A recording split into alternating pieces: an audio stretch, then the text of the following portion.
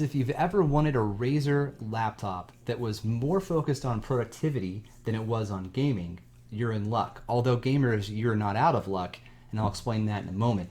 Brand new information's just come out from Razer about the Razer Book 13. Totally very similar, I should say, to Razer's gaming laptops, but totally productivity first. Now, if you're anyway like me, I spend more time working than I do gaming.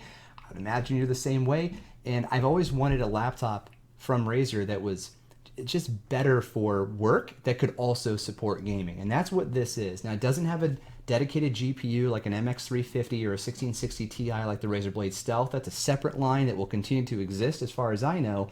But this is the first one where Razer is saying, look, we've got this eGPU. It's called the Core X. There's a V2 and there's some other trims, but the Core X is a rather small, relatively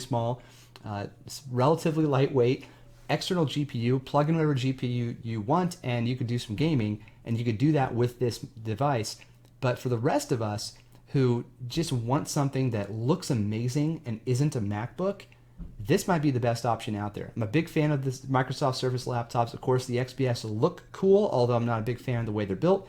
They're a little sharp. But anyway, this is a cool option. So I'm going to dive in and show you what this is all about, of course, talk pricing and features, and we'll go from there. So right out of the gate, I want you to know it's a 16:10 aspect ratio, which is better for productivity work. Also, you do get forward-firing speakers. It looks like a pretty large trackpad relative to the rest of the space. Shift keys in its proper position, and that is per key chroma-supported backlighting. Very cool. Nice work there. Power buttons in the upper right-hand corner, and it does support Windows Hello. There is a touch model. In fact, there are 3 trims to this device. The first one starting at $1199, and it works its way up to $2,000. The mid-level, $1,600, is the first one to offer touch. So you have a full HD plus, it's 1200p, non-touch at the $1,200 trim. Then $1,600, you get 1200p touch, and then 4K touch at the top trim at $2,000. Let's do a tour around the device. All of the models have the same dimensions and the same I/O. On the right side, we have a micro SD card slot, HDMI out, and Thunderbolt 4, which also supports charging. On the left side, another Thunderbolt 4 for charging, as well as data, USB-A, and a headphone jack. That's really good I/O, particularly that SD card slot. That's good, micro SD card slot to be specific. Now, as far as design language, it looks a lot like a Razer Blade Stealth, which looks a lot like a Razer Blade Pro.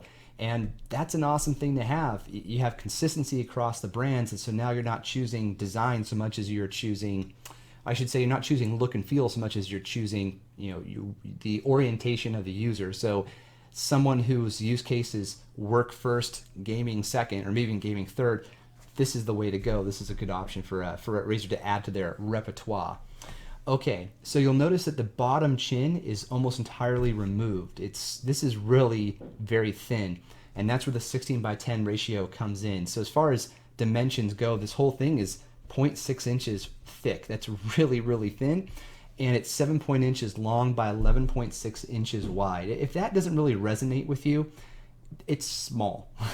Now, the base model is 2.95 pounds. The other 2 models, the $1,600 one, the $2,000 one, those are 3.09 pounds. So not too much heavier, but notably heavier on spec.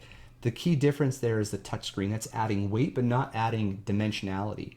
Another thing to note as far as the trim goes is that entry-level model at $1,200 is 8 gigs of RAM, 256 gig SSD, and the i5 quad-core 11th gen. Quad-core 11th gen Intel Core i7 is on the $1,600 and the $2,000 model. Those also come with 16 gigs of RAM. If I know Razer, this is not confirmed, but if I know Razer, you should be able to upgrade from 8 gigs of RAM to 16. But I don't know for sure. And the storage you could definitely upgrade. That's a given.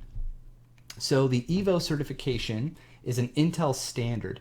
This is referring to instant on, fast charging, 14 hours of battery life. So those qualifications need to be met in order for a company like Razer to say this meets Evo standards. Interestingly, according to the data I received from Razer, that entry-level model is not Evo standard. I don't know why.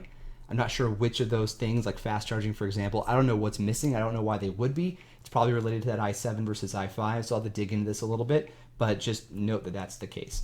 So I love what I'm seeing here from Razer. Of course, I need to get my hands on it, which we can all do this month. It's shipping in November, should go on sale soon. It's exciting. I love to see Razer branching out and doing new things. I'm a huge fan of their productivity mouse, which carries the same sort of design language as this laptop, and I think Razer's going to be doing more of this. If they get to the 15-inch space with a productivity first device, I might be the first one in line to gobble that one up. So I hope you found this helpful. As I get more information, I'll definitely share it. And we could definitely converse in the comments, so leave your comments below and I'll do my best to answer those questions. I can also reach out directly to Razer if you feel it's necessary. Just let me know. All right, thanks a lot.